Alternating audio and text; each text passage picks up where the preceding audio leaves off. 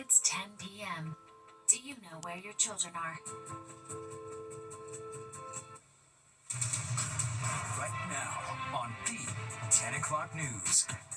Pursuing all leads to hunt down a killer. Police in Providence, Rhode Island released new video and images of a person of interest in that deadly shooting at Brown University. The murder of Rob and Michelle Reiner leaves Hollywood in shock. Their youngest son sitting in jail tonight as police call him responsible for their deaths. We've got one more day of bitter and dangerous cold, how low the temperatures will go overnight, and then when things are finally going to warm up. Good evening, I'm Natasha Verma. And I'm Steve Lacey. Yeah, we begin with a Fox 5 weather alert. Temperatures out there feeling like they're in the teens at this hour. Let's check in with Chief Meteorologist Nick Gregory, who is at the weather map for us right now. Nick. Yeah, and the air temperature has actually dropped into the teens, too. Take a look at Monticello and Scranton. They're now 16 and 19, respectively, and we're mid-20s. Hudson Valley to Midtown, 23 at Belmar, and mid-20s to even down to 19 now as you get towards the Hamptons. And there still is a little bit of a wind out there, not like what it was earlier, but it is still a bit of a brisk west wind, averaging closer to 10 miles an hour. The gusts have kind of subsided, but there's enough wind out there to create a little bit of a wind chill. We're talking those wind chill numbers, again, in the teens, most locales, and even down to 9 up there in Sullivan County. Okay, so clouds are still out there. We're thinking maybe a flurry or two might pop up. So all that kind of died off. There's one little snow shower there coming off the Poconos. So we'll see if we get a flurry around the area. But mostly the clouds will hold for just a little bit longer. Then we're going to get a little break in the cloud cover as this little ridge of high pressure builds on in. And that will bring us sunshine in tomorrow's forecast. So here's the futurecast overnight. It is cold. Look at Monticello down to 8. 12 there at Scranton, 15 Poughkeepsie, 16 at the shore, and closer to 20 as you get towards the city. Tomorrow, beautiful sunny day, but it is not going to be warm at all. We're talking only low 30s at best. At least not as much wind tomorrow as what we had today. Tomorrow night, some clouds come by. Temperatures not quite as cold. Going to start to get more into a southwesterly wind, and so temperatures will be coming back up into the 20s. And look at this. That's an improvement for sure by the time we get to Wednesday. Sun, some clouds, but look at the temperatures getting up to the low and even some middle 40s. That's seasonal. Average high should be right around 44 degrees. Natasha and Steve? Well, that'll feel nice. All right, thanks, Nick. Well, tonight we continue to learn more about the horrific murder of famed actor and director Rob Reiner and his wife, including why police say their son, Nick Reiner, is responsible for their deaths. Fox 6's Teresa Friolo joins us now with the very latest on the tragedy and now the investigation. Teresa. It really is such a tragedy, Natasha and Steve. A shocking tragedy that has rocked the Hollywood community to its core. Nick Reiner, son of the legendary actor Rob Reiner, has been arrested and booked on suspicion of murder in the deaths of his mother and father. In a statement released on Monday, the LA County Police Department said Nick Reiner is, quote, responsible for the deaths of his parents. Nick Reiner is being held without bail. This all started when police got a 911 call Sunday afternoon to the Reiners' Brentwood, Los Angeles home. Investigators say they found a 78-year-old man and a 68-year-old woman inside with stab wounds. The Reiner family issued a statement announcing the deaths of Rob and Michelle a short time later. At a press conference today, LA Police Chief Jim McDonnell shared an update that Reiner's youngest son, Nick, is now in custody. They've worked throughout the night on this case and were able to take into custody Nick Reiner, a suspect in this case. He was subsequently booked for murder. TMZ and other outlets reporting that Nick had battled substance abuse and addiction issues when he was a teenager. Reiner and his father even explored difficulties in their relationship in a 2016 semi-autobiographical film called Being Charlie. In it, the younger Reiner spoke about being in and out of treatment facilities as he struggled with addiction. Earlier tonight, TMZ executive producer Michael Babcock spoke on the 6 o'clock news about the Reiner family attending a party at comedian Conan O'Brien's house right before the killings. People at the party said that Nick looked out of place. He didn't have nice clothes on. Instead, he had a hoodie on, hood up, and he just looked like something was off.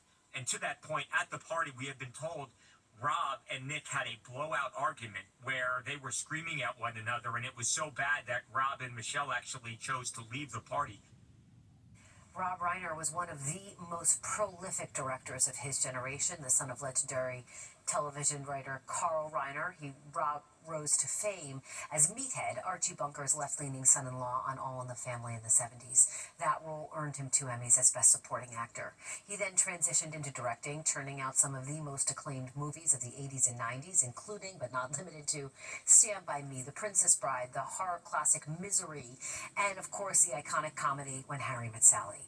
Actor Billy Crystal co-starred in When Harry Met Sally and was close with Reiner. This is Crystal stopping by the Reiner crime scene after news of the murders started to spread. Now, authorities are saying the case against Nick will be presented to the LA County District Attorney's Office tomorrow.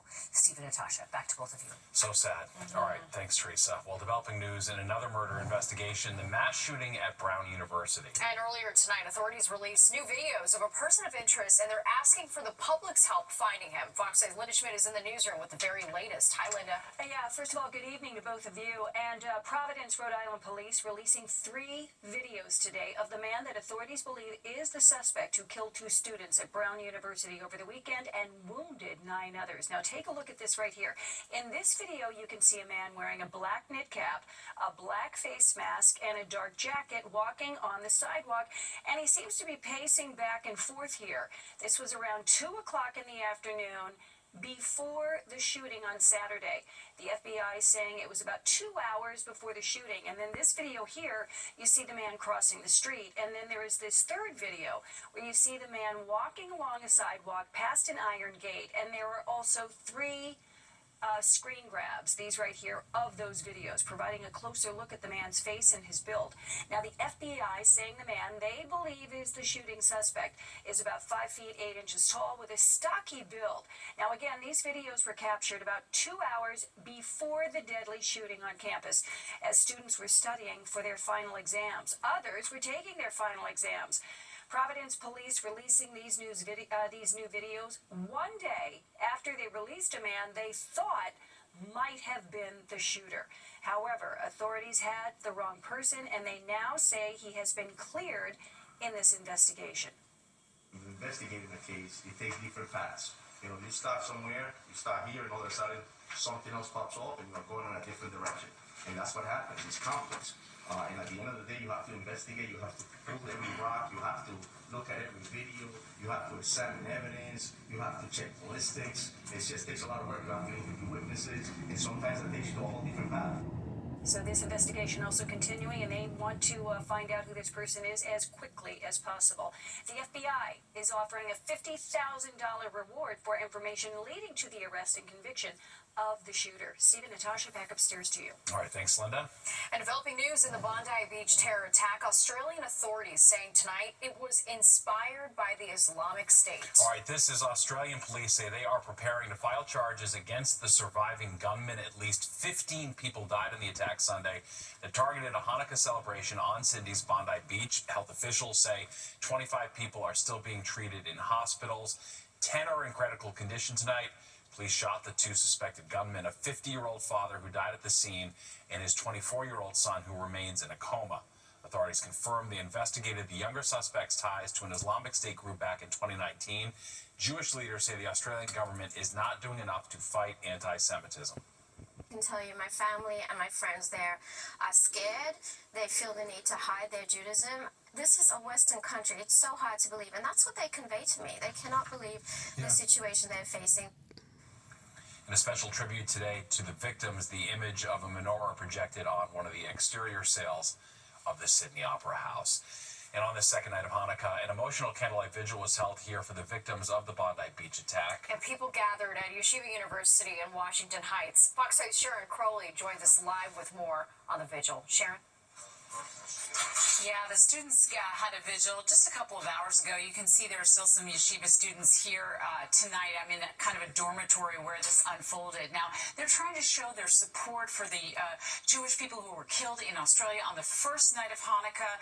There was praying and singing. Basically, they just wanted to show their support.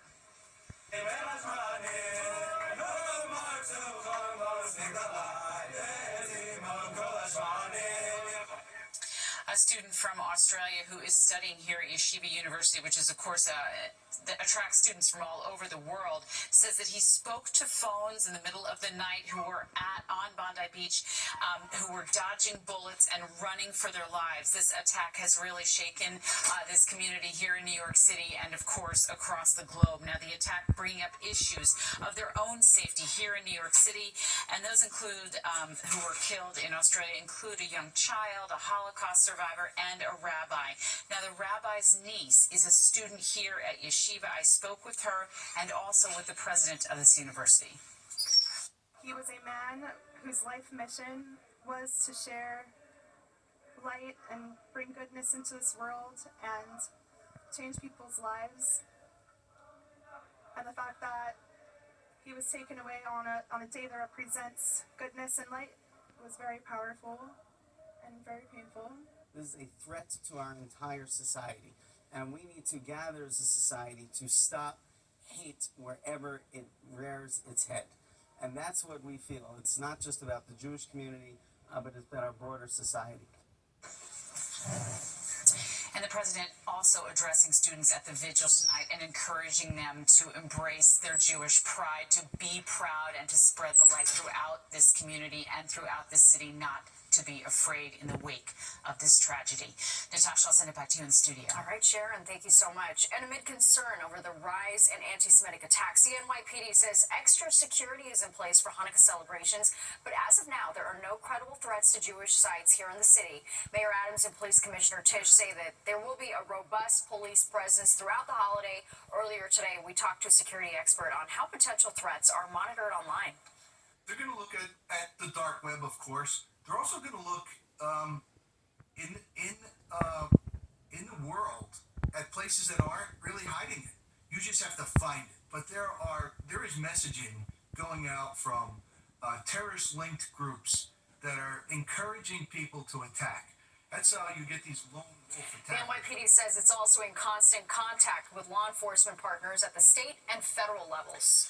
Well, plans to build 3 full-scale casinos in the city getting the final stamp of approval today. Yeah, it comes after years of debate when the gambling spots are slated to open.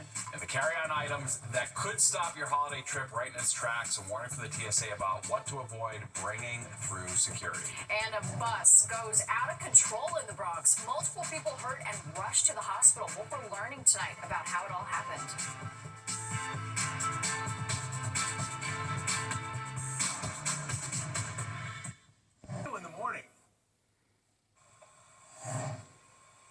Scary moments for passengers on an MTA bus in the Bronx this afternoon. Yeah, it crashed into multiple cars when the driver lost control of the bus. Fox 5's Arthur Chian reports from Morris Daniel on how it all unfolded.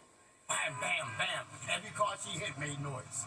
Witnesses describe what it sounded like on the street as an MTA bus sped out of control for a number of blocks, smashing into car after car. And this was the chaos inside the bus as passengers feared for their lives.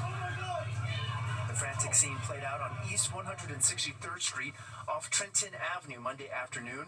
The BX6 bus careening out of control as it hit multiple cars. Some, totally smashed, were sent flying onto the curb. One knocked down a traffic light pole. Once it came to a halt, passengers scrambled out of the bus, some using the windows to jump out. Witnesses like Wilson Albert were startled by the noise. Started from down the block. She hit like about 6 or 7 cars, and she tried to keep going. And the unmarked police car had to stop her. At least 7 people were injured, including the 63-year-old woman who was operating the bus. Emergency crews rushed them to the hospital. While the injuries are not considered life-threatening, on the scene, it was not so obvious. And I see the car on the sidewalk, and I see them putting it out in the stretch. I said, damn, hopefully he isn't gone.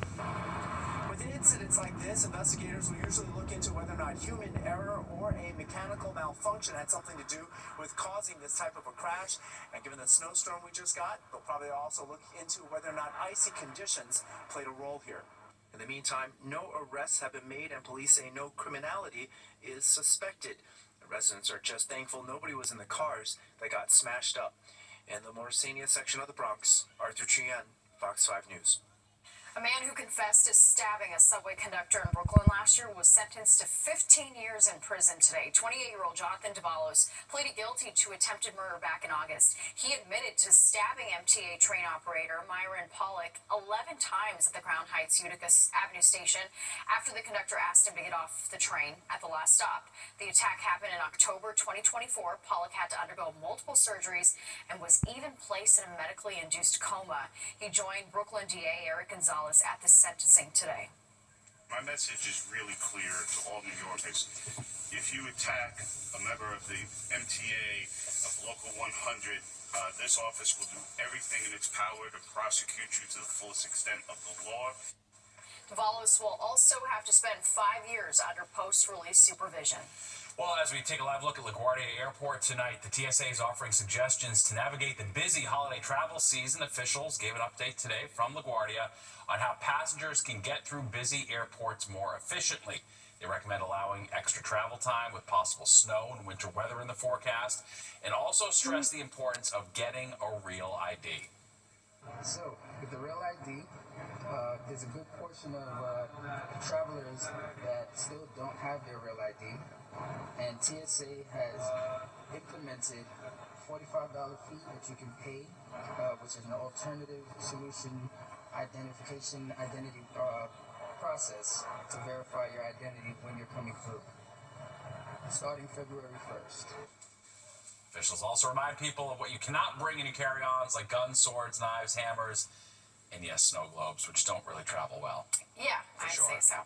New York AG Letitia James is suing UPS over its alleged treatment of seasonal workers. James claims that the delivery company is cheating those workers out of millions of dollars. An investigation by her office found that UPS has shortchanged seasonal workers for years by requiring off-the-clock labor and manipulating timekeeping systems. In a statement, UPS denied the allegation, saying in part, "We offer industry-leading pay and benefits to our more than 26,000 employees in New York, and we remain committed to following all applicable laws." Well, as people gather to celebrate the holidays, many are still shaken by recent acts of extreme violence, including the attack on a Hanukkah celebration in Australia. And earlier tonight on Newsroom Live, Teresa Briolo talked with the executive director of the mayor's office for the prevention of hate crimes about what's being done to keep people safe. Anti-Semitism and all forms of hate is a problem. It's a problem everywhere, and we need to be focused on addressing the, hate crimes, anti-Semitism and bias, discrimination, every day, every hour, every minute. One of the things that we've been reporting today is that security stepped up around the city, and Jewish leaders and Jewish groups are urging all Jewish organizations to ratchet up security. No, absolutely. Firstly, I want to highlight the NYPD for doing a great job in making sure that all New Yorkers are safe, and especially during these times of heightened awareness, to making sure that people are aware and they feel safe. It's important that people feel safe to practice their faith, their organization, celebrations, etc. We think heightened security is good in these times to make sure that people understand that, they should go about celebrating and, observing their observances as they feel to. And you were able to watch that interview live on the Fox Local app. Download the free app to take the news on the go. Well, a coaching shakeup for the Jets. The team has fired their defensive coordinator, Steve Wilks, after yesterday's blowout loss to the Jacksonville Jaguars. Head coach Aaron Glenn announcing the move, saying it's the best decision for the organization. Defensive backs coach and passing game coordinator Chris Harris will serve as interim defensive coordinator. Jets lost to the Jaguars 20-48 and are now 3-11 on the season. Tonight's Powerball drawing is in less than an hour away, and it could make someone a billionaire. The jackpot has now climbed to $1.1 billion. That's the sixth largest since the game started in 1992. The winner can choose a 30-year annuity or a lump sum payment of $500 million. That's before taxes. Your odds of winning, 1 in 292.2 million. I got a few quick picks rolling and ready for that. Yeah, just get it done. I love that Maybe app. You just do it. You don't even have to go to the place. Easy. Yeah. All right, days of heavy rain leading to a levee breaking near Seattle. Yeah, more than 1,000 homes being forced to evacuate. We're going to take a look at the extensive damage next. Plus, you might want to think twice before using AI to look up your medical issues, why it could actually make you feel worse.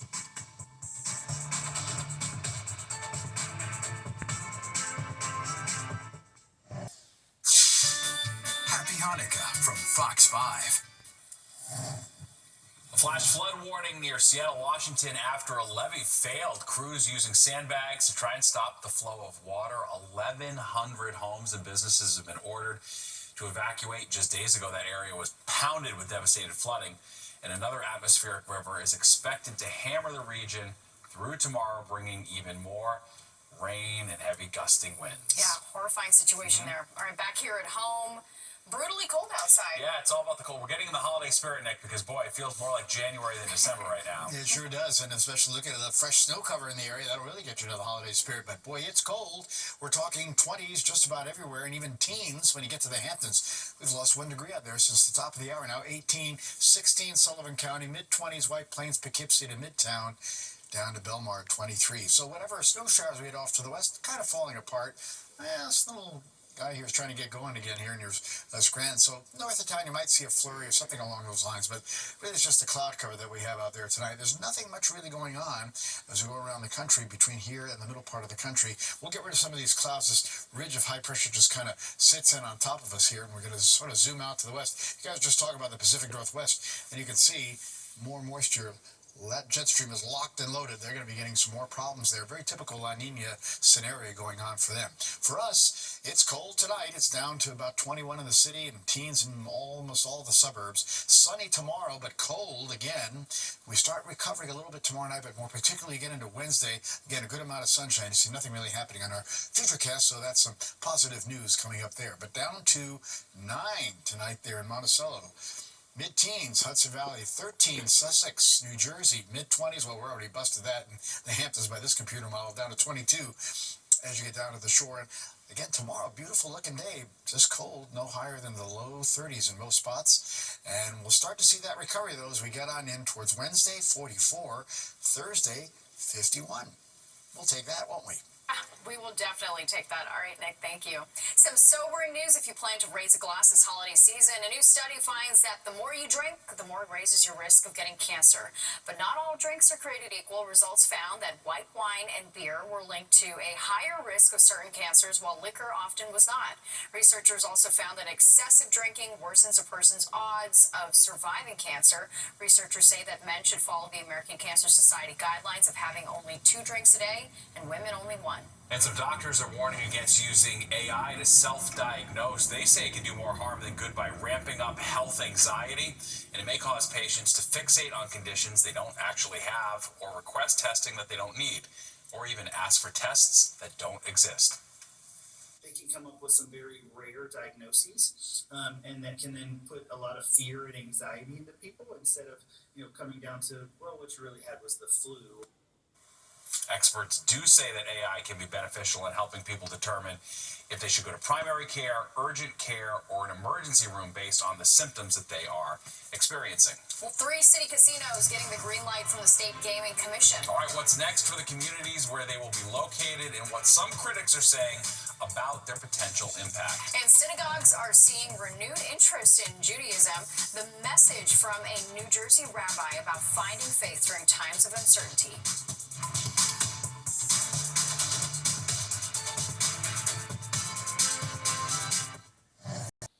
Watching the 10 o'clock news. It's official. New York City is going to have 3 casinos. The New York Gaming Commission granting final approval today. Welcome back to the 10 o'clock news. I'm Steve Lacey. And I'm Natasha Verma. It's a process that's taken more than a decade, and not everyone is happy with the outcome. Fox 8's Kendall Green takes a closer look. After nearly a dozen years, the final hurdle was cleared Monday for 3 full-scale casinos to open across New York City, following the New York State Gaming Commission's vote of approval. It's like fresh water been coming to the desert. Bally's Bronx at Ferry Point, Hard Rock's Metropolitan Park near City Field, and Resorts World NYC in South Ozone Park, all gearing up to open their doors. The Gaming Commission's favorable vote clears the path toward laying the framework for multiple multi-billion-dollar complexes, with the expectation that billions of dollars get poured back into the city in return, along with thousands of jobs. We know we need jobs in this economy that we're in right now. Absolutely. It's a good thing. Noah Scatman has been reporting on the developments for New York Magazine. And I think they're here because the mayor, Eric Adams, and the governor really wanted them here in the city. And look, that money is going to be used theoretically for the MTA and for education. And so there's a feeling that when there's a fight going on with the federal government, that they really need that money for here in the city. Both boroughs of Manhattan and Brooklyn pushed back against granting casino licenses, which landed 2 sites within Queens, where Mets owner Steve Cohen has wanted to build Metropolitan Park, a casino in the Willets Point neighborhood, neighboring Citi Field. Also in Ozone Park, Queens, Resorts World, which already has a large video lottery terminal casino and Aqueduct Racetrack, is now on track to become a full-scale casino. And lastly, Bally's in the Bronx will build a casino next to the former Trump golf links at Ferry Point, with an arrangement to pay the Trump organization about $115 million for the site. There's going to be good and bad with this. There are going to be people that get caught in cycles of addiction. A lot of these casinos are made up of slot machines, which are traditionally take money out of poor people's pockets. They say they're promising us high-quality jobs, but they have redacted the wages for those high-quality jobs. They have redacted the community outreach that they will do.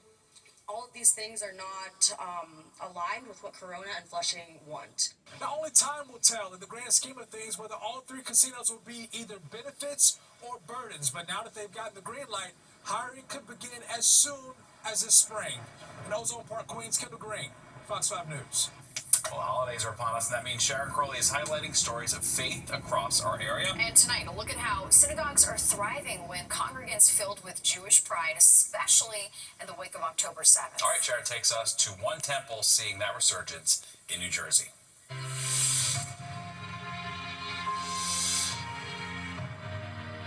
It's been darkness the last couple of years, but I think if anything, we have begun to find our light. All Jews feel responsible for each other.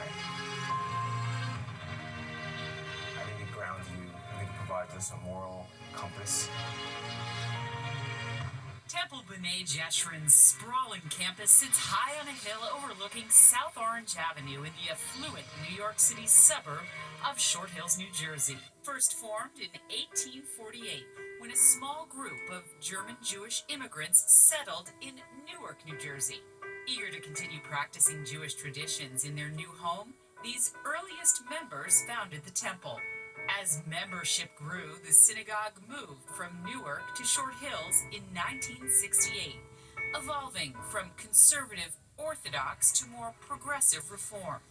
Light is sown for the wanderers. I've been here 20 years. That is one tiny chapter because we're 177 and a half years old. So we started as a small German Jewish congregation in Newark, New Jersey. We didn't get here until 1968. So relatively, we're still even new in Short Hills. Rabbi Matthew Gewirtz is the senior rabbi. We read in the Torah, Asuli mikdash v'shochanti betocham. Make me a place for holiness, and I shall dwell in your midst. Recently, he's noticing a revival and a return of families to his synagogue and the Jewish faith. We started to see a lot less, or at least mixed in, non-gray-haired people in synagogue. He believes the Hamas terror attack on Israel on October 7th is responsible for driving this renewed interest in Judaism. In the last 2 years, people had no choice, meaning since October 7th, 2023, Jews were scared, and they didn't know where to look, and they didn't know who was going to speak to them truthfully and relevantly. So it was a huge comeback to the synagogue. Hear, O Israel, the Eternal is our God, the Eternal is one. The resurgence of Jewish pride here comes as anti-Semitism has seen an alarming uptick. I think I've become much more proud as a Jew post-October 7th. How about you? Yes, I agree. Yes, the same. Aaron and Molly Tavell married in 2012 and have 4 children. They tell me they joined this synagogue for its community feeling and something they want to share with their children. They need to understand and learn history. They need to learn and understand the virtues of being a Jew, all the positive morals and ethics that come along with it, in order to lead a fulfilling life. This community and this temple plays a very important role in our lives right now. How often are you involved in the building versus the running of these 3? The good thing, I guess, about being Jewish is that things that are important as whether you're Jewish or not. So being a good person, being kind, helping others, being empathetic, being compassionate, all those qualities that you would want in a solid individual that you are raising also happen to be those Jewish qualities. Jessica and Kenny Gantman joined this temple 9 years ago. It also helps the amazing clergy that's here too, right? Like just the people that you have the access to talk to at any given time, I think is like... And as big as this congregation is, I can reach any single one of them at any time as a friend, as in need of like clergy. They wear any hat, every hat, and be there And that's for the you, reason and I we're think here. that's key. Building community and replacing fear with pride in their Jewish heritage. All happening here. The question is, can we keep people here because they love being Jewish, not because they're being defensive of people who don't love Jews? And religion doesn't thrive for long off of defense. It has to be something you come to because it fills you. Sharon Crowley, Fox 5 News. And you can watch Sharon's Finding Faith special throughout the holidays, starting on Christmas Eve right here on Fox 5 and streaming in the free Fox local app. Very nice. Well, making yoga more accessible, that's the goal of one instructor on Long Island. Yeah, the unique map that she's created so people know exactly where to put their hands and feet.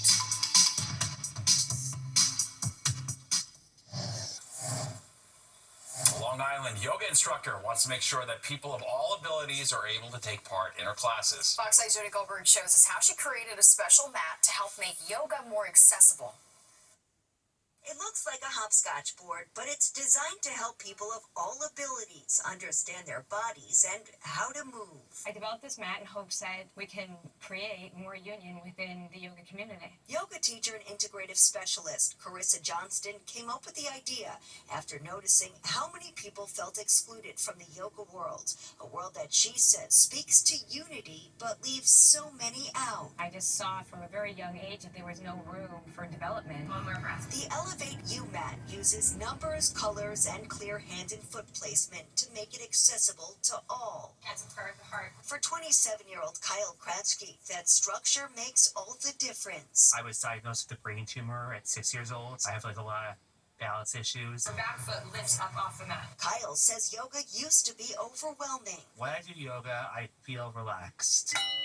Classes also incorporate sound therapy, using specific frequency and vibration to help heal. I think it's for everyone, and a lot of people are intimidated by yoga. It actually makes you use your brain. I'm not someone who does yoga often, but standing here makes me feel like I can. How does it help someone with sensory overload? The way it helps is because there's numbers and there's body placement, so it's a mind-body placement mat. The mat's also being used by people with cerebral palsy like Melanie Mariano, as well as those with autism, ADHD, and depression. It built my confidence, and it helps on my balance to know, like, put your foot on two or put your foot on four. If I had to think about it and then do placement is wonderful. The goal, to turn yoga into a more welcoming practice. Yoga can be more intimidating because sometimes we're not always in our body, and then when we get to a place that there's like fancy clothes and perfect bodies and perfect poses, it kind of makes all the other people that don't fit into those categories run away, and it should be for everybody. A mat that balances the mind, body,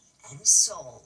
In Wading River, Long Island, Jody Goldberg, Fox 5 News. It is very intimidating going to your first yoga class, for sure. This is a great idea. Yeah, I like it. Well, a father-son duo taking Christmas to the next level. For sure. Their spectacular light display has holiday revelers flocking to Whitestone, Queens. Find out the inspiration behind Santa's Corner, and Nick is tracking the cold weather. Hi, Nick. Yes, hello there. We're going to be in the very cold weather for about another 36 hours, and then we do get a reprieve. I'll tell you about it when the 10 o'clock news returns. Well, if holiday lights are your thing, there's a new place to check out. Yeah, it's known as Santa's Corner in the heart of Whitestone, Queens. Fox 8's Duarte Geraldino talked to the family behind this amazing holiday display. Look at this little Grinch. He's less than a foot tall, but he's one of the thousands of decorations on this house in Whitestone. It's beautiful from a distance, but the key really is to get really close, and then you appreciate all the designs. I just put holiday music on, something that's going to cheer people up.